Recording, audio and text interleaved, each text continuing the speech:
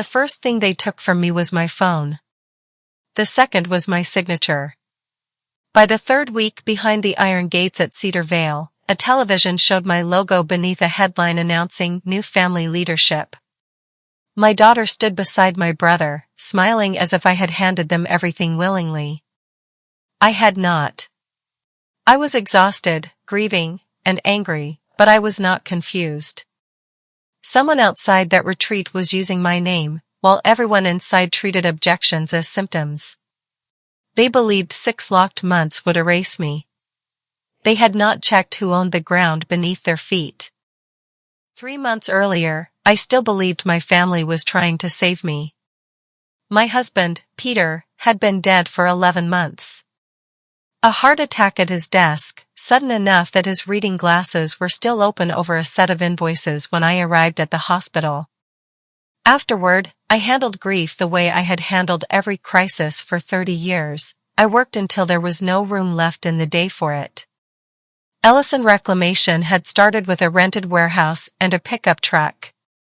We restored architectural materials from buildings scheduled for demolition, oak floors, brass hardware, stone mantles, stained glass, and sold them to preservation firms across the Northeast. By the time Peter died, we employed 86 people and owned 3 warehouses. I held 61% of the company. My younger brother, Daniel, was chief operating officer. My daughter, Paige, ran brand partnerships and client events. They were the 2 people I trusted most inside the business. They were also the 2 people sitting in my dining room on a Tuesday evening with a stranger who introduced herself as Dr. Lydia Voss. Paige had moved the blue ceramic bowl from the center of the table and replaced it with a box of tissues. That detail bothered me before anything else did.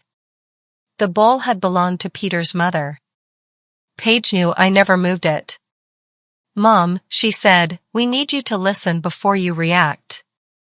Daniel sat with both hands flat on the table. He did that in negotiations when he wanted to look calm. Dr. Voss wore a cream jacket and spoke softly. She said she specialized in executive burnout, complicated grief, and high-functioning denial. I remember the phrase because Paige watched my face when she said it, as if she had been waiting for a diagnosis that sounded elegant enough to use against me. I had missed 2 board dinners. I had snapped at a contractor over a mislabeled shipment. Once, after working until 2 in the morning, I had driven to Peter's old office and sat in the parking lot without remembering the drive there clearly. Those things were true. What they left out was that I had already made an appointment with my own physician. I had reduced my schedule. I had hired an interim finance director so I could take Fridays off. I was not well, but I was not incapable. Daniel slid a folder toward me. Cedar Vale is private. Discreet. 6 weeks, maybe 8. The brochure showed a restored stone lodge on wooded land.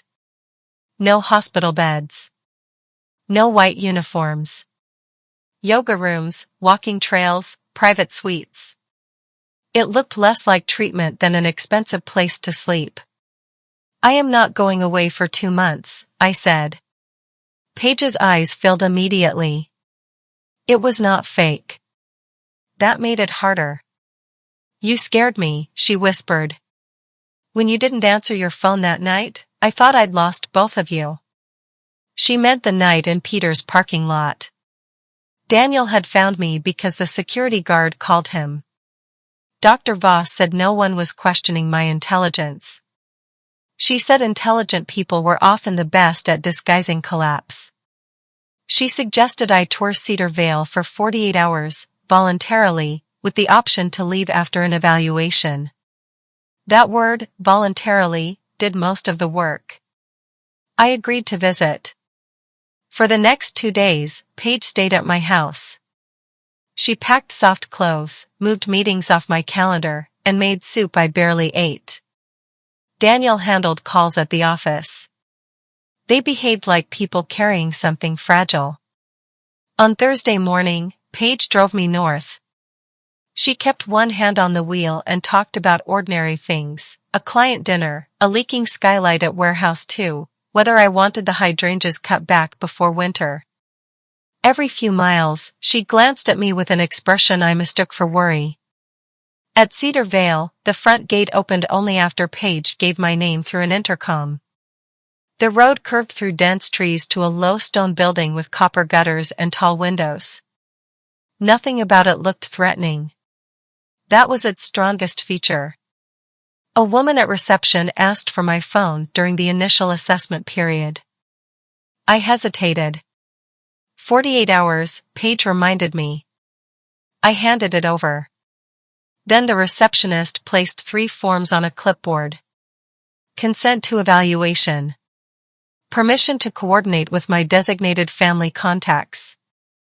Temporary authorization for Daniel to communicate with my office regarding schedule disruptions. I crossed out a sentence that allowed release of full clinical information. I limited the business authorization to calendar matters only. Beside both changes, I initialed in blue ink. Paige noticed. "You don't have to read every line," she said, trying to smile. I built a company by reading every line. Dr. Voss appeared before Paige could answer. She praised my caution, then personally walked us to a sitting room with a fireplace. She spoke about stabilization, rest, nutrition, sleep. I asked 3 times whether I could leave after the evaluation. "Unless our medical team believes there is an immediate safety concern," she said. It was the first qualification. Paige hugged me before she left. Her body shook against mine. I held her face and told her I was doing this because I loved her, not because I agreed with her. "I know," she said. At the door, she turned back and looked at my overnight bag. Not at me. At the bag. I did not understand that until later. The first assessment lasted 2 hours. Dr. Voss asked about Peter, my workload, alcohol, sleep, anger, appetite, memory. I answered honestly. I drank 1 glass of wine most evenings, sometimes 2. I slept 4 hours. I had lost 12 pounds. I cried rarely and hated being watched when I did. When I asked to call my physician, she said outside calls were postponed during intake. When I asked for my phone, she said it had already been secured. When I stood to leave, 2 staff members appeared in the hallway. No one touched me. They did not need to. Dr. Voss lowered her voice. "Mara, your family provided information suggesting you may minimize episodes of disorientation. We need to complete the assessment safely." "What information?" "We can discuss that after you've rested." The room changed without changing at all. Same fireplace. Same soft chairs. Same bowl of wrapped mints. But the door behind me now required a badge. My 48-hour visit became a 72-hour observation. Then a 1-week stabilization period. Each time I asked what justified the extension, I received a different version of the same answer. My agitation proved I was not ready to leave. On the 4th day, a nurse handed me medication in a paper cup. "What is it?" "Something to help with sleep." "What is the name?" She checked the chart. "You can discuss medications with the clinician." I set the cup down. By evening, Dr. Voss had written that I was resistant to treatment recommendations. I knew because she left the tablet angled toward me while answering a call. That was when I stopped arguing. Not because I surrendered. Because every protest was being converted into evidence. I began watching instead. Breakfast arrived at 7:15. Shift change happened at 7:30. The East Corridor camera paused for 12 seconds whenever the security monitor rebooted. Housekeeping collected trash after lunch, but confidential shredding bins left through the loading entrance on Wednesdays. The night supervisor wore reading glasses on a cord and forgot his badge in the staff restroom twice in 1 week. Most important, Cedar Vale was not a medical hospital. It was a private residential program operated by a management company called North Star Behavioral Properties. The doctors came and went. The people who controlled the doors were employees of the property operator. That distinction felt important, though I did not yet know why. On the 8th day, Paige visited. She wore Peter's old navy scarf. I had given it to her after the funeral, but seeing it inside that place made me ache. She sat across from me in a monitored room and reached for my hands. "How are you feeling?" Like I was invited for 2 days and detained for 8. Her fingers tightened. "Please don't use that word." "What word would you prefer?" "Mama, they're trying to help." She had not called me Mama since college. I asked for my phone. She said Daniel had it because clients were calling. I asked for my laptop. She said the office was covering everything. When I asked whether the board had been told I was on medical leave, her eyes moved toward the camera in the corner. Only for a second. "That is a yes," I said. "It's temporary." "Who signed the notice?" She looked down at our hands. Daniel handled the paperwork. I pulled mine away. Paige started crying, quietly this time.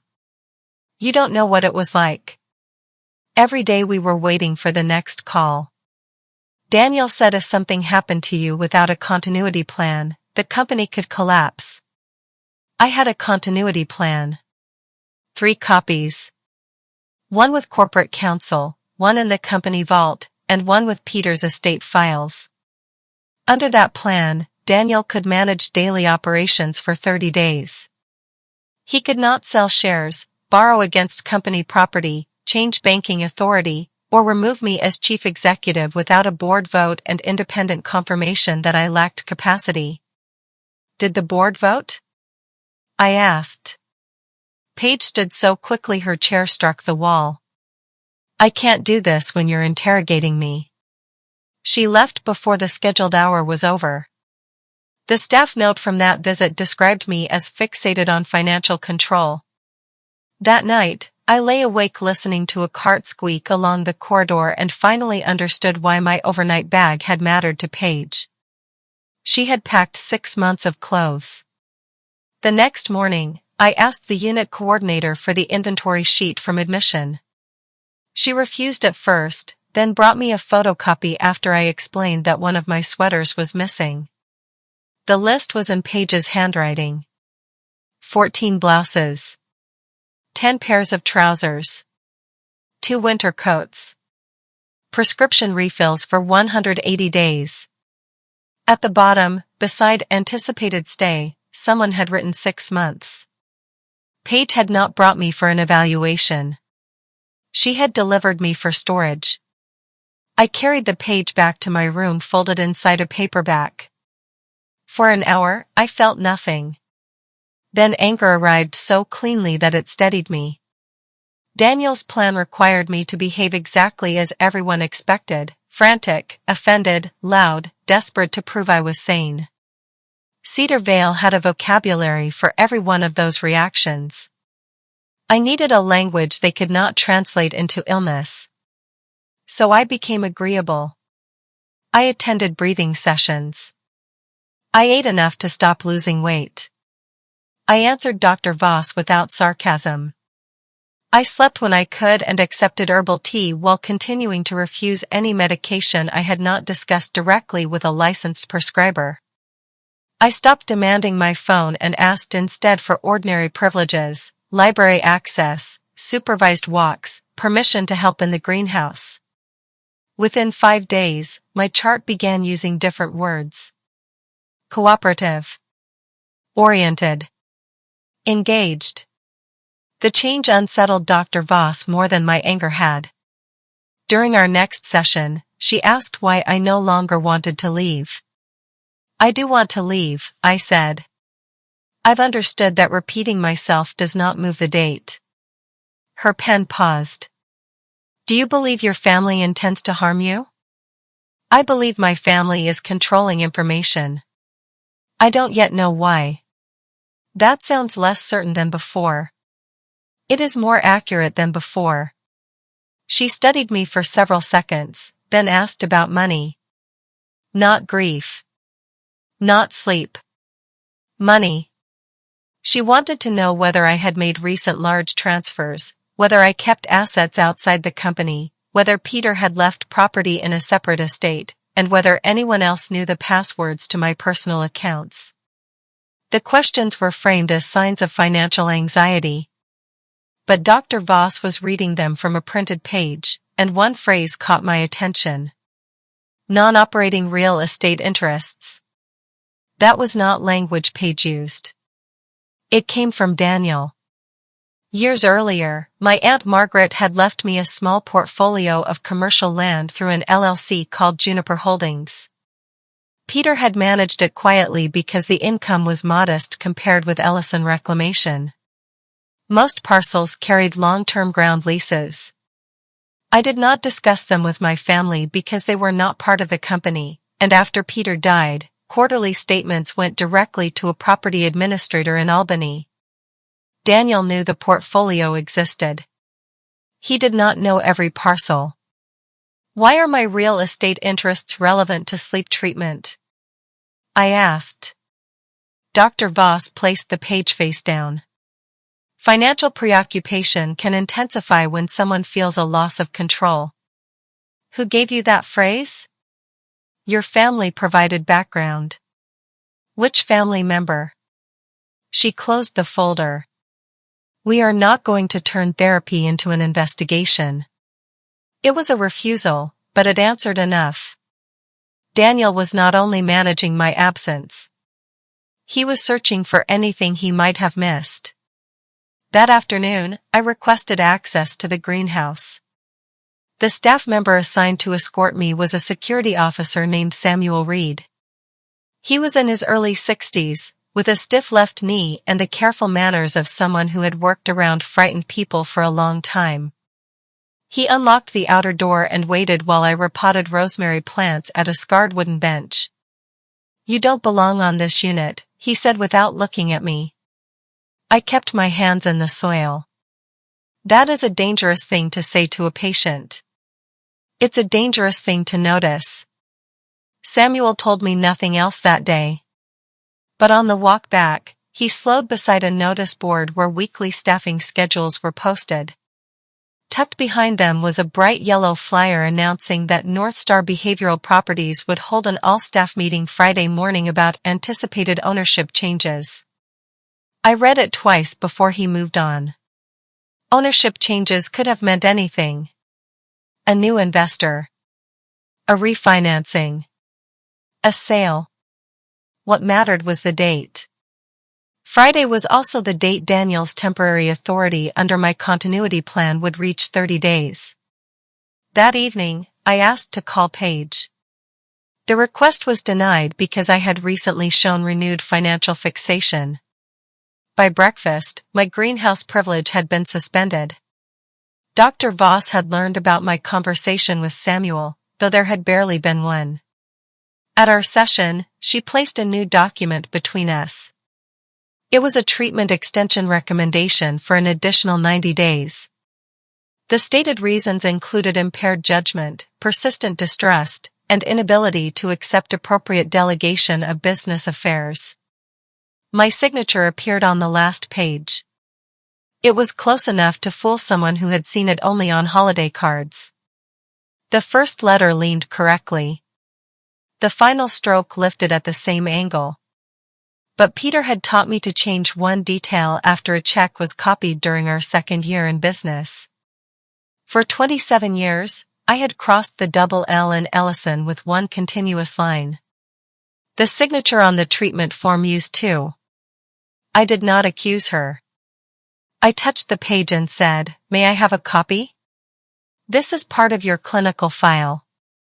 Then note that I requested one. Dr. Voss's expression tightened. You signed the authorization during intake. No. I amended the intake authorization in blue ink. She pulled the paper back too quickly. That movement told me she had never seen the original. Someone had supplied Cedar Vale with a clean version. For the first time, I considered that Dr. Voss might not be the architect of what was happening. She was still responsible for using documents she had not verified, but her fear was institutional, not personal. She was protecting Cedar Vale from liability. Daniel was protecting something larger. 2 days later, Samuel escorted me to a supervised recreation room because the greenhouse remained close to me. A television played silently above a row of exercise machines. Usually it showed cooking programs or old movies. That morning, a local business channel was on. Samuel set the remote beside me and walked to the doorway. The headline appeared during a market segment. Ellison Reclamation enters exclusive sale talks. A photograph showed Daniel at our main warehouse, one hand in his pocket, speaking to reporters. Paige stood beside him in a pale suit. Beneath them, a caption identified her as acting chief executive. I moved closer to the screen. The prospective buyer was Halcyon Heritage Group, our largest competitor. The report said the deal included inventory, trademarks, client contracts, and select real property, pending final approvals. Daniel had spent 10 years arguing that Halcyon stripped old companies for parts. He called its founder a grave robber. Now he was selling mine to him. The segment cut to Paige. My mother made her wishes clear before stepping away for extended care, she said. This decision protects her legacy and the employees she loves. Her voice broke on the word mother. Anyone watching would have believed her. Part of me did. That was my wrong assumption. I believed Daniel had pressured Paige into becoming his public shield. I believed her tears meant she was trapped inside his plan. Then the reporter mentioned the filing date. The sale process had begun 9 days before the intervention in my dining room. Paige had not been pulled into the betrayal after I left. She had packed my clothes after it had already started. My knees weakened, and I sat on the edge of a stationary bicycle. Samuel remained by the door, giving me the dignity of not pretending he had missed it. Can they do that? He asked. Not lawfully with the authority I gave them. Lawfully and successfully aren't always the same thing. No, I said. They are not. The television moved on to weather. I watched a map I could not absorb while one fact settled into place. The retreat was not meant to help them manage a crisis. The retreat created the crisis they needed. My absence gave Daniel operational control. Cedar Vale's records created a story of incapacity. Paige gave that story a grieving daughter's face. Together, those things could frighten directors, banks, and employees into accepting decisions they would otherwise question. They did not need every document to survive forever. They only needed the sale to close before I got out. Samuel crossed the room and lowered his voice. There's a delivery entrance near the kitchen. Outside contractors sign in there. I can't carry messages for residents. I did not ask you to. No, he looked toward the camera. But you were going to. He told me his pension was 2 years away and his wife had recently finished treatment for cancer. North Star carried their health insurance. If he broke policy, he could lose everything. I won't ask you to risk that, I said. It was the first promise I made during those weeks that cost me something. Samuel was my only possible line outside, and I let him walk away. That choice left me alone, but it also changed the way he looked at me. The following Wednesday, a plumbing contractor arrived to inspect a leak near the recreation wing. The unit remained open while staff redirected residents around his equipment. On his toolbox was a white service sticker with a familiar green tree. Juniper Property Services. Not Juniper Holdings, but the same logo our administrator used on maintenance work orders. I asked the contractor which office had sent him. Albany, he said. Landlord wants a condition report before the operator changes hands. My skin prickled. What landlord? He nodded toward the floor. Whoever owns the dirt. We only handle the ground lease properties. Before I could ask more, a staff member called me away. Back in my room, I reconstructed the approach to Cedar Vale, the curve of the road, the old stone wall, the narrow pond visible beyond the trees. I had seen those features once before, years earlier, in a folder Peter brought home from Albany. One of Aunt Margaret's parcels held a struggling conference center that had later been leased to a wellness operator. I had signed a lease amendment without visiting the site. At the time, Cedar Vale had a different name. I needed proof, not memory. The company's sale was moving. My treatment extension carried a copied signature. Any attempt to contact my lawyers would be documented as further fixation. And the one man who might help me had every reason not to. The next morning, an envelope lay on the small table outside my room with the internal mail. It was addressed to Northstar's facilities director, but the corner had torn open. Inside was a property inspection cover sheet. At the top, in small black letters, it read, Site 14, Juniper Holdings LLC. Below it was Cedar Vale's full address. I had entered that retreat as a patient with no phone, no keys, and no one willing to believe me. But the land beneath every locked door still belonged to me. The property inspection sheet did not give me freedom. It gave me leverage, and leverage was useless unless someone outside knew I had it. I folded the cover page and hid it behind the landscape print in my room. Then I returned the torn envelope to the mail table. Taking it would have triggered a search. Remembering it gave me time. At our next session, Dr. Voss asked why I seemed calmer. I remembered something about this property, I said. The land may be connected to an investment portfolio Peter managed. Juniper belonged to me, not Peter's estate, but I wanted to see which part reached her. She stopped writing. Is this another financial concern? Northstar operates Cedar Vale. Does it own the land? I don't handle real estate. Before the session ended, a message appeared on her tablet. She read it twice and turned the screen face down. 10 minutes later, my recreation privileges were suspended. I touched it. That evening, Samuel delivered my tray with the napkin folded inside out. 6 words were written in pencil. Facility Director Meeting. Friday. Lease default. I rubbed them away with my thumb. A ground lease separated the building from the land. If Northstar had missed payments or made unapproved changes, Juniper might have remedies. But a deed alone still gave me no control. The reversal would require Northstar's weakness. On Friday, managers crossed the lobby carrying folders. 2 visitors photographed the loading dock and iron fencing. From the library window, I recognized due diligence. Northstar was trying to sell something. At lunch, Samuel confirmed that a buyer had withdrawn after the landlord alleged deferred maintenance and unauthorized security alterations. The gates and exterior cameras had been added after Northstar took over. The system keeping me inside might also place Northstar in default. Who represents the landlord? I asked. Bellwether Asset Administration. My property administrator.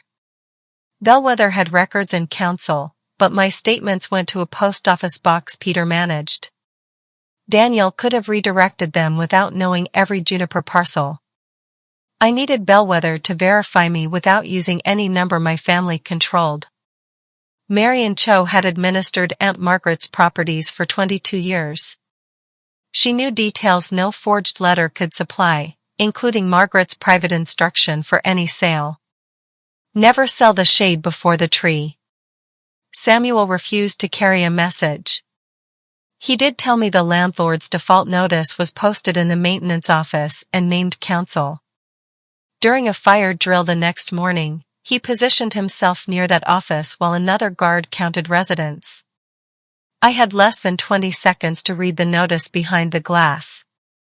Kessler, March and Row. Albany. Elena March. Back in my room, I wrote with a short golf pencil. I included my name, Juniper Holdings, Site 14, Margaret's phrase, and the last ground rent figure I remembered. I stated that I had authorized no sale or lease change after Peter's death. Then I added one sentence. I am currently inside Site 14 under restricted communication, while documents bearing a copied version of my signature are being used to extend my stay and alter control of my company. I asked Elena to verify everything through Marianne and send independent counsel for a confidential welfare interview. The letter left through Cedar Vale's legal mail log. That preserved a chain of custody, but exposed the recipient's name. If Northstar recognized the firm, Daniel might learn I had found Juniper. For 2 days, nothing happened. On the third, Dr. Voss entered our session with Daniel. He wore a dark suit with no coat. He had come from the office and smiled as though we were meeting for lunch. Dr. Voss called it transition planning. Daniel placed a petition on the table seeking temporary authority over my personal finances. Not only the company. He said bills needed paying and properties required management. My refusal, he claimed, made that impossible. You didn't know which properties existed, I said. We're discovering more every week. He knew Juniper's name. Daniel leaned toward me. Support the Halcyon transaction, finish treatment, and we can unwind the rest when you're stable. You began the sale before the intervention. A small muscle pulled beside his left eye. Then he turned to Dr. Voss. She takes normal contingency planning and turns it into persecution. He did not deny the filing date. He changed its meaning. Then he opened a second folder. The cash flow reports were real. Receivables had slowed after Peter's death. 2 projects were delayed. Insurance had risen, and Warehouse 3 needed a roof I had postponed. Daniel said the company was closer to breaching its loan terms than I admitted and that Halcyon's offer protected payroll. For several minutes, I almost understood how he justified himself. Then I read the details. Halcyon valued our inventory at liquidation prices and excluded employee profit sharing. Daniel's $3 million retention payment was buried under consulting costs. Paige had been promised a new lifestyle division and marketing budget. The business had problems. Daniel had simply selected the solution that paid him for removing me. You could have brought this to the board. I tried. You brought me a buyer 9 days before you brought me a doctor. His face hardened. Every time I challenged you, you invoked Peter. That landed because part of it was true. After Peter died, I treated caution as loyalty. I delayed decisions because changing them felt like erasing him. Daniel had warned me about the roof and credit line. I heard ambition where there had also been urgency. That was my part in the opening he used. It was not consent. Dr. Voss asked whether I could admit grief had affected my judgment. Yes, I said. Can Daniel admit he earns $3 million if the treatment plan he recommended keeps me away until the sale closes? Daniel gathered the papers. The session ended immediately. That night, Paige called the unit. Dr. Voss allowed 10 monitored minutes. Uncle Daniel said you accused me of stealing. I said Halcyon is paying you to support a sale. It's a job. It is a job created by the buyer before the buyer owns the company. She went quiet. I asked why she had agreed to the intervention before the board saw Halcyon's terms. Because you were going to fire me. Daniel had shown her an old email in which I said she should be removed from financial approvals after charging a birthday weekend to a client account. She repaid it. Peter convinced me to delay the confrontation, then died before we had it. You read one sentence and decided I wanted you gone? You never trusted me with anything real. I trusted you with our name. You trusted me to make things look pretty while you and Dad made every decision. Her anger was old. Paige had spent years feeling ornamental inside a company she believed would become hers. Halcyon offered her a title I had never considered giving her, and Daniel gave her a reason to believe I planned to remove even the role she had. That did not excuse her. It explained her real tears. I packed 6 months of clothes, she whispered. Daniel said the sale would be finished before you came home, and then you wouldn't have to carry it. You watched me initial the intake forms. What happened to them? I don't know. Before the call ended, she added, the copy at the house had no blue marks. The clean form had been prepared before it entered Cedar Vale's file. Daniel had access to my house, Paige to my bag, but Dr. Voss had carried the amended folder away. She might not have been fooled by the copied authorization. She might have helped create it. The next morning, Ruth Calder entered the consultation room with Dr. Voss. Ruth said she was an attorney from a patient rights organization and needed a confidential interview.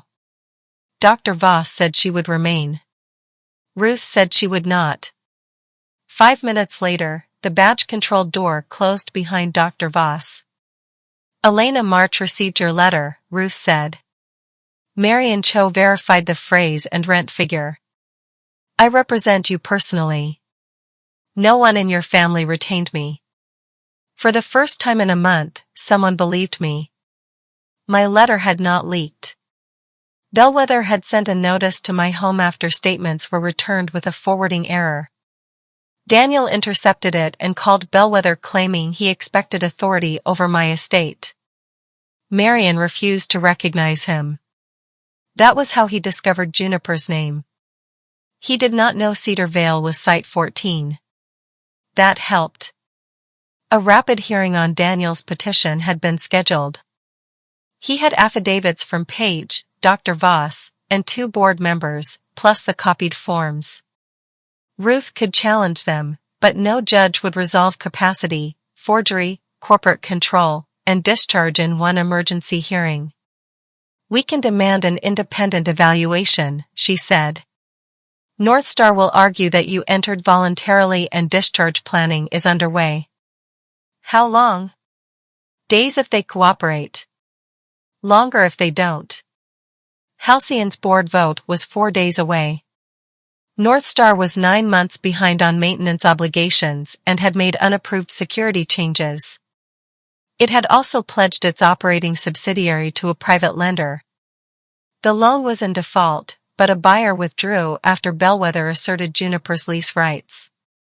If Juniper bought the loan, we would hold the defaulted debt against the company operating Cedar Vale. Potentially, Ruth said. Northstar could object. Regulators would review any control change. The lease gives limited step-in rights to protect residents, not permission to practice medicine. I don't want to practice medicine. I want control of the company that hires the people who do. She studied me. That is an acquisition. It needs money, diligence, and clean authority.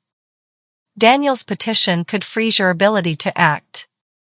The lender wanted more than Juniper held, but Juniper could raise it. Parcel 7 was 40 acres of maple and hemlock beside a reservoir, protected from development. Aunt Margaret had kept it because her father taught her trees there. Peter and I walked it every anniversary after she died. A regional land trust had twice offered to buy it. I had refused. Never sell the shade before the tree. Selling Parcel 7 seemed like violating that warning, unless the buyer preserved the forest permanently and its value stopped Cedar Vale from being used as a private cage. I told Ruth to reopen talks with the land trust. She warned that Daniel could block the sale if he gained control first. If we disclosed too much, he could discover Site 14. She urged me to focus on release first. That was the safe choice. It was what Daniel expected.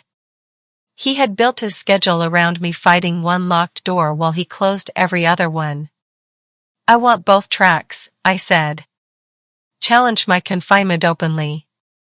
Pursue the debt quietly. Separate teams. No contact with my family or Cedar Vale management unless required. Ruth asked whether I understood that dividing attention could weaken both cases. Yes. The choice began costing people before it cost me. Cedar Vale delayed the independent evaluator, claiming my records were incomplete. Halcyon advanced its board vote. Daniel's lawyers asked banks to restrict transfers from my accounts. Samuel failed to report for his shift. A guard said he had been placed on administrative leave after a review of resident communications. My legal letter was permitted. His positioning during the fire drill was not. I had promised not to risk his livelihood, and I had done it anyway. Ruth said corridor footage showed him allowing access to the maintenance notice. Can we help him? Eventually. Contact now may make it worse. The land trust would buy parcel 7 under an expedited conservation closing. Combined with Juniper's reserves, it could fund a binding offer for Northstar's debt. But my authorization had to be completed before Daniel's order reached the banks. Ruth returned the next morning with the conservation documents. Marion joined by secure video with an independent notary. Marion asked questions only I could answer. What color was Aunt Margaret's survey notebook? Why did parcel 7 carry a $1 access easement? Which tree had fallen across the North Trail the year Peter broke his wrist? When she finished, her professional expression slipped. I am sorry we did not notice sooner. So am I. The sale page appeared. I saw Peter on our last anniversary walk, waiting halfway up the slope with one hand against a maple. We had once discussed building a cabin there, although conservation rules would never allow it. The plan was impossible. That was why I loved it. It was a future we could imagine without turning it into work. I signed. The land trust would preserve every acre. I was not sacrificing the trees. I was surrendering the private future I had attached to them. Afterward, Ruth said Daniel's lawyers were seeking a temporary order before my independent evaluation. They argued that delay threatened the Halcyon sale, employee jobs, and my assets. At noon, Dr. Voss arrived with a new medication order. She said my escalating financial behavior showed renewed agitation. Which behavior? Attempting complex transactions while under treatment. The conservation sale was confidential. Daniel had learned through the corridor bank and called her before she entered my room. I will discuss medication with the independent evaluator. The evaluator has been postponed. By Cedar Vale. Her expression hardened. Refusal will be documented. So will this conversation. The nurses exchanged a look. Neither moved toward me. Outside attention had changed the room. Dr. Voss could record refusal, but forcing an undisclosed drug on a calm woman because her brother disliked a land sale was harder to disguise. She left the cup and walked out. At 2:15, Daniel received temporary authority over my personal financial accounts pending a fuller hearing. The order did not declare permanent incapacity or transfer Juniper. It did allow banks to restrict movement. Our conservation closing had completed 11 minutes before the bank received notice. Relief lasted less than a minute. The lender required full payment by 6. Parcel 7's proceeds were in escrow, but the bank froze Juniper's operating reserve. Without it, our bid for Northstar's debt was short. Ruth stood with the phone pressed to her ear while Elena and Marion argued with bank counsel. At 5:20, the bank released the conservation proceeds because the deed had recorded before the order. It refused everything else. How short? I asked. Ruth wrote the figure. Inside Cedar Vale, it might as well have been a mountain. There was one source left. Northstar had posted a large security deposit under the ground lease. Juniper could apply it against documented defaults. Doing so removed our repair cushion and invited a challenge, but it completed the price. Elena spoke through the phone. You have a defensible basis, not a risk-free one. If Northstar defeats the default claim, Juniper may have to restore the deposit and pay costs. Daniel will call it reckless, Ruth said. He had called caution incapacity, grief incompetence, and resistance paranoia. There was no choice he could not rename. Apply it.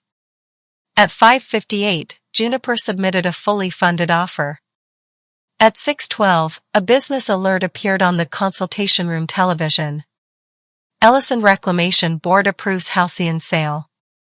Daniel told reporters the board had acted to protect employees during a difficult family health situation. Page followed him into a waiting car without speaking. Ruth muted the television. The closing still has conditions. He has the board, the accounts, and the public story. For tonight. For tonight is all he ever needed. Pursuing both battles had failed in the most visible way. I remained behind a locked door. Samuel remained suspended. My company had approved its sale while my money sat beyond reach. Daniel had not reached that position by being foolish. He used genuine financial pressure, real grief, a respected clinician, worried directors, and my habit of holding control too closely. He built his lie around enough truth to carry it. At 7, Dr. Voss said Daniel's order required all financial communication to pass through him. That is not what it says, Ruth replied. Dr. Voss looked toward security. The legal visit is over. Before leaving, Ruth said an independent evaluator was scheduled off-site the next morning. Northstar had been served. Will they let me through the gate? They will if they want to keep pretending it is not locked. Back in room 18, the landscape print hung crooked. Someone had searched behind it. The property sheet was gone. A notice on my pillow said my legal mail privilege was under review because I had used it for commercial matters.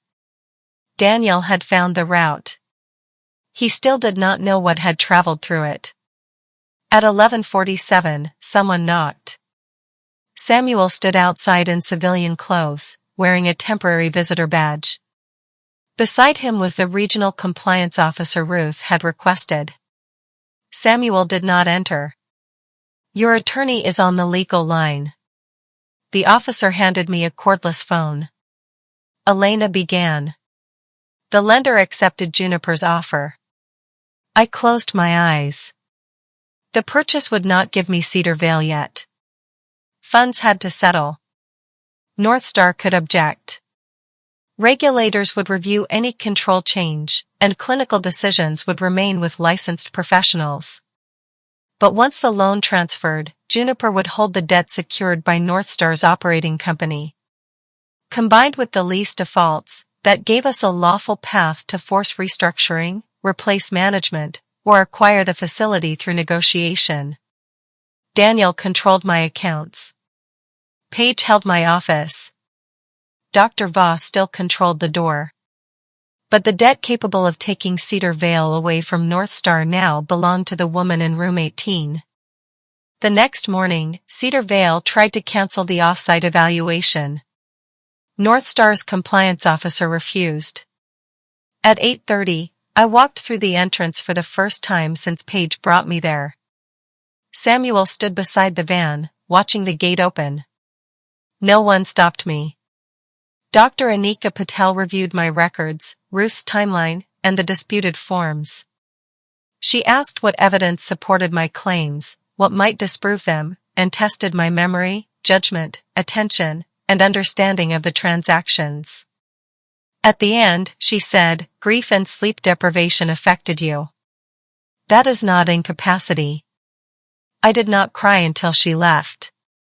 Ruth filed the report that afternoon. Cedar Vale discharged me before a hearing could force it, calling the release a planned transition. Samuel drove me to a hotel because Daniel's temporary order still covered my house and accounts. I owned companies and land, yet Ruth's trust account paid for dinner. Outside was paperwork, suspicion, and a public story Daniel had already told better than I had. The court narrowed Daniel's authority, appointed a financial monitor, and ordered preservation of every document tied to my admission, the Halcyon sale, and his petitions. Cedar Vale's computer logs gave us the first break. The intake packet should have carried my blue ink amendments. North Star produced a clean version, but it had been uploaded 23 minutes before I signed anything at reception. The file name contained Paige's initials. A second scan had been added that afternoon and deleted. Its audit entry remained. The notary on Daniel's petition had never seen me sign. His assistant presented a copy, supported by Dr. Voss's electronic approval. She claimed she thought she was confirming admission, not witnessing a signature. Daniel had kept everyone's knowledge narrow enough that no one felt responsible for the whole plan. North Star placed Dr. Voss on leave. Samuel was reinstated with back pay after compliance ruled that he had facilitated lawful access to counsel, not an escape. He called from the parking lot. "I thought you said you wouldn't risk my job. I was wrong about what my choices would cost you." North Star called Juniper's debt purchase retaliation. Elena answered with lease defaults and photographs of unapproved gates. Marion produced years of notices showing executives paid themselves while roofs, drainage, and fire doors deteriorated. The same system used to contain residents had violated the lease protecting the property. Owning the loan did not make me Cedar Vale's owner. A reckless foreclosure would punish residents and employees. I offered a restructuring. Juniper would reduce penalties, fund repairs, retain staff, and leave medicine to an independent clinical group. North Star's parent would transfer the operating company and end its lease challenge. They refused. Then their insurer threatened not to renew coverage, and other lenders started asking questions. North Star returned to the table. While negotiations continued, I went home. My key no longer worked. A housekeeper I had never met opened the door and asked my name. Peter's reading chair had been moved from the window to make room for a glass desk Paige used for video meetings. She came downstairs barefoot, wearing one of my gray cardigans. "I thought you were still at the hotel. I thought this was still my house." Daniel was in New York with Halcyon's lawyers. Paige accused me of treating her as too stupid to have her own opinion. She was partly right. Daniel exploited her resentment, but I had helped create it. I asked to see the Halcyon contract she believed she had earned. Her title lasted 18 months. Halcyon could dismiss her without cause, control her budget, and set every target tied to her equity. Daniel's $3 million payment was guaranteed. He said our terms were the same. They were never the same. I placed the intake audit and pre-intervention sale filing on the desk. I need the truth about the clean forms. Daniel emailed them before the intervention and asked Paige to print replacement pages. She saw my signature. He said I had signed after Peter's funeral and forgotten. Did you believe him? I wanted to. At Cedar Vale, Paige removed the blue-marked pages from my bag because Daniel said the facility might release me. She later destroyed them. She had not forged my name. She had destroyed the proof that limited their authority. Why? Because I thought you would fire me. If the sale closed, I could finally be someone without asking your permission. You could have left. I wanted what you built. Love, resentment, fear, and entitlement sat inside one sentence. I told her Ruth would need a formal statement and that destroying records could bring consequences. Are you going to protect me? No. I am going to tell the truth. Daniel returned with lawyers and a security guard. Ruth arrived before the guard finished reading an outdated order. In the dining room where the intervention began, Daniel said I was destroying the company to prove a point. You approved a sale that pays you $3 million. I kept 86 people employed while you disappeared. You arranged my disappearance. His face tightened with something like injury. After Peter died, every decision became a monument to him. The company was suffocating. Then you should have challenged me in daylight. I did. You wouldn't hear it. Part of that was true. I had used caution as a memorial and dismissed warnings I should have examined. That failure belonged to me. The confinement did not. Daniel offered to surrender his payment, give me an advisory title, and keep my name on a halcyon foundation if I stopped fighting. Each offer assumed the company was already his to divide. I told him the board would review the medical records, compensation terms, Page's statement, and my continuity plan under independent counsel. He smiled. You think buying a bad loan makes you powerful? No. It makes me your landlord's creditor. The smile disappeared. That was when he understood Cedar Vale was Site 14. Northstar signed the restructuring agreement 6 weeks later. After regulatory review, new insurance, and an independent clinical contract, Northstar's parent surrendered Cedar Vale's operating company for release of part of the debt. Juniper financed repairs against its remaining properties, not patient deposits or payroll. I did not buy a hospital. I bought the company controlling Cedar Vale's operations, equipment, contracts, and management rights, subject to every license protecting the people inside it. Then I replaced the structure that had treated family influence as medical evidence. The new board included a patient rights attorney, an independent clinician, a facilities expert, and a former resident. Outside reviewers handled complaints. Legal mail stayed private, family documents required verification, and no one person could approve admission, extend a stay, and certify incapacity. Dr. Voss's employment ended after reviewers found that Daniel's financial communications had shaped clinical decisions, unverified documents had entered my file, and restrictions exceeded her own notes. Her licensing board opened a separate inquiry. I left that process to them. Samuel became Director of Resident Access and Safety, reporting to the Compliance Committee rather than me. You already had one family running this place, he said. You don't need another. He was right. At Ellison Reclamation, Page's statement and the document audit forced Halcyon to postpone closing. 2 directors admitted they had never seen the full compensation schedule or my original continuity plan. The interim finance director confirmed Daniel had withheld a refinancing proposal that could have covered the warehouse roof and loan pressure. The crisis had been real. The sale had not been the only solution. At the new board meeting, Daniel called Page's statement coerced and my Cedar Vale purchase retaliatory. Then the neutral monitor showed that he had charged some of my treatment fees to Ellison Reclamation as transaction stabilization expenses. He made my company pay for the place where he kept me from opposing its sale. That contradiction ended his credibility. The board removed him pending investigation, withdrew the Halcyon approval, and appointed an independent restructuring advisor. Halcyon walked away rather than litigate over disputed authority. My return did not heal the company. We sold Warehouse 3, cut projects, and suspended bonuses. I stepped down for 6 months while the advisor reviewed governance. Some employees blamed me, and they were not entirely wrong. When I returned as board chair, I accepted what Peter and I should have built years earlier: independent directors, documented succession, limits on family appointments, and authority no one person could expand during a private crisis.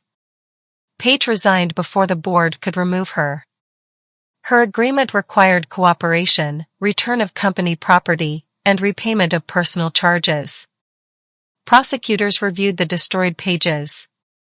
Her cooperation and Daniel's greater role mattered, but did not erase her conduct. She later received probation, restitution obligations, and community service after pleading to a nonviolent records offense. Daniel faced civil claims, repayment demands, and an investigation into false filings and certifications. He never confessed. He continued claiming he had acted to save Ellison Reclamation. His $3 million payment vanished with the sale. His professional license was suspended, disputed assets were frozen, and he left the house he had bought after announcing my extended recovery. None of it gave me back the weeks in room 18. The confrontation people later heard about did not happen in a courtroom or at a press conference. It happened at Cedar Vale. Daniel and Paige were invited to a final family meeting connected to the facility review. They believed they were coming to discuss my records and a possible settlement. By then, the ownership transfer had closed, but my role had not been announced publicly because regulators and staff needed to be informed first. They arrived through the same iron gates Paige had driven me through. Samuel escorted them into the management conference room. I sat at the head of the table with Elena, Ruth, the independent clinician, and the board secretary. Daniel stopped in the doorway. Paige stared at the Juniper Holdings seal on the wall. "What is this?" Daniel asked. "A governance meeting. Cedar Vale has new ownership." His eyes moved to Samuel. "She owned the land." "The land was already mine," I said. "I bought the facility." He laughed once, too sharply. "With what money?" "The property you never found." Parcel 7, Juniper's reserves, and the debt restructuring had done more than purchase Cedar Vale. They exposed how little Daniel understood about assets he believed he deserved to control. Paige sat down. Daniel remained standing. "So this was revenge?" "No. Revenge would be using this place the way you used it." I slid 2 documents across the table. The first released my civil claim against Paige after restitution and cooperation. The second gave Daniel no protection. It confirmed Cedar Vale would preserve records and comply with every lawful request. "I will not lock either of you behind a gate," I said. "I will not call disagreement illness. I will not use a medical file to control your money. But I will not protect you from what you signed, deleted, or took." Daniel looked at Paige, expecting support. She did not meet his eyes. That was the end of their alliance. The meeting lasted 28 minutes. Daniel spent most of it attacking the acquisition, my judgment, and everyone advising me. The board secretary recorded each objection without argument. He had built power through urgency and confusion. A clean process left him nowhere to hide. Before he left, he stopped beside my chair. "Peter would hate what you've become." For months, that sentence would have broken me. This time, I answered honestly. "Peter would hate what all of us allowed this family to become." Daniel walked out. Paige stayed. Through the conference room windows, residents were planting winter herbs in the courtyard. The iron gate still existed because the property required controlled access, but they no longer opened or closed on one clinician's unreviewed decision. Every restriction carried a reason, a review date, and a path to challenge it. Paige touched the edge of the table. "Did you know the whole time? About owning the land?" "No. I remembered after I got here. So if that contractor hadn't come, I might have found another way." Or I might not have found it in time. She nodded. I keep trying to find the moment when this became Daniel's fault instead of mine. There isn't one. Her face folded, but she did not argue. I told her forgiveness was not something I could schedule around court dates. Trust would not return because she told the truth after the plan failed. For now, contact would happen through a family therapist neither of us selected alone.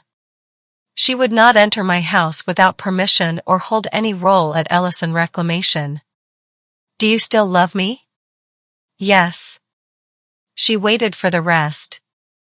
That is why the boundary hurts. Paige left through the front entrance on her own. Cedar Vale reopened under a new name 3 months later, Juniper House. At first, I resisted putting my holding company's name on the building. Samuel suggested it for another reason. Juniper survived poor soil by growing slowly and holding the ground. The residents voted for it. We did not market my story. The facility's reputation had to be rebuilt through conduct, not an owner's dramatic biography. The first project repaired the north roof. The second removed 2 interior badge doors that served no safety purpose.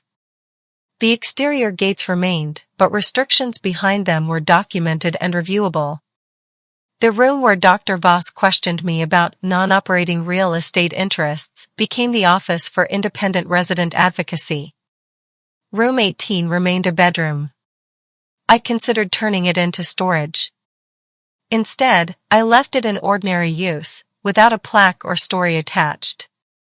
No future resident needed to sleep inside my memory. Ellison Reclamation survived, smaller and less dependent on my family. The restructuring advisor negotiated a new credit line and sold unused inventory. Employees elected a representative to attend part of each quarterly board meeting. I kept my founder's shares but surrendered unilateral authority over major transactions. The first time the board disagreed with me after my return, every muscle in my body prepared for betrayal. Then they voted, documented the reasons, and moved to the next agenda item. That ordinary disagreement healed something Cedar Vale had damaged. Control and safety were not the same thing. I had confused them long before Daniel did. Samuel's wife came to the reopening reception and thanked me for protecting his job. He protected mine first, I said. Samuel shook his head. You didn't have a job in there. Yes, I did. I had to remain myself long enough to leave. Marion brought a framed photograph of Parcel 7 after the conservation transfer. Children from a nearby school were walking beneath the maples. The land trust had named the trail for Aunt Margaret, not for me. Never sell the shade before the tree. I finally understood her instruction. It was not a command to keep every possession forever. It was a warning not to sacrifice what protects people for something that merely looks valuable. The forest remained protected. Cedar Vale stopped being a place where family money could turn disagreement into confinement. That was the return Parcel 7 gave me. Paige completed restitution over 2 years. Our first therapy sessions were careful and ugly. She wanted forgiveness to be a doorway. I treated it like a road with no guaranteed destination.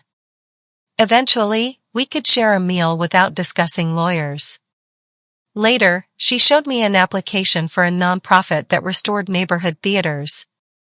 Do you think I'm qualified? I think you should let them decide. It was not the answer she wanted. It was the first answer I gave her that did not control the outcome. Daniel and I did not reconcile. His case ended with restitution, professional restrictions, and a sentence shaped by the nonviolent nature of the offenses and the scale of the deception. I did not attend every hearing. Accountability did not require me to build my life around watching him lose his. One autumn morning, almost 3 years after Paige packed my 6-month bag, I arrived at Juniper House before the offices opened. The receptionist knew me, but still asked me to sign in. For a second, the old anger rose. Then I wrote my name beneath the visitor policy I had approved. Outside, the iron gate opened for a delivery truck and closed behind it. No fear moved through me. It was only a gate now, metal, hinges, procedure. It no longer had the power to decide which side of my own life I belonged on. I carried Aunt Margaret's framed trail photograph into the advocacy office and hung it where residents could see the trees. Then I placed the blue ceramic bowl from my dining room on the windowsill, filled it with wrapped mints, and left the door open.